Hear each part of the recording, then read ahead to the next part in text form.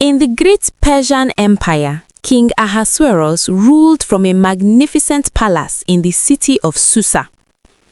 His kingdom was vast, and his wealth was displayed in every part of his royal court. One day, he held a grand feast filled with music, gold, and celebration. But when he called for his queen to appear before his guests, she refused. Angered by her disobedience, the king removed her from being queen. Soon after, a search began across the empire for a new queen.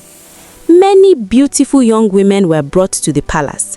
Among them was Esther, a gentle and humble Jewish girl raised by her cousin Mordecai.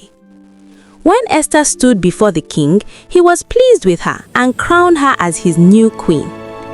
While Mordecai sat at the palace gate, he overheard two men plotting to kill the king. He quickly told Esther, who reported it to the king. The plot was exposed and the men were punished, while Mordecai's good deed was written in the royal records. Later, a man named Haman was promoted to a very powerful position in the kingdom. People bowed to him wherever he went, except Mordecai. This made Haman furious. In his pride and anger, he planned not only to punish Mordecai, but to destroy all Jewish people in the empire. Haman convinced the king to sign a law ordering the death of every Jew on a chosen day. When the decree spread across the land, fear and sorrow filled Jewish families. They fasted, mourned, and cried out to God for help. Mordecai sent a message to Queen Esther, urging her to speak to the king on behalf of their people. Esther asked that all Jews fast and pray for 3 days before she took action. After the fast, Esther bravely entered the king's throne room without being invited, a dangerous step. When the king saw her, he showed mercy and extended his golden scepter. Esther invited the king and Haman to a special banquet. Haman felt honored and proud, not knowing what was coming. That same night, the king could not sleep. He ordered that the royal records be read to him and remembered how Mordecai had once saved his life.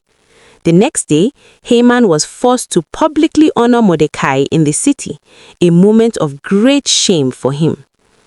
At a second banquet, Esther revealed her true identity as a Jew and exposed Haman's evil plan. The king was filled with anger when he realized he had been deceived. Haman was arrested and punished on the very gallows he had prepared for Mordecai.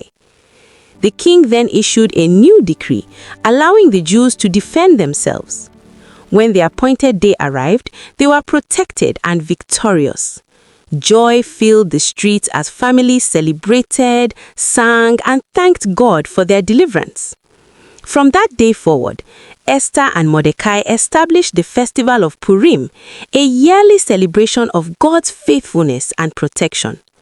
And so it was shown that even when God is unseen, He is always at work behind the scenes,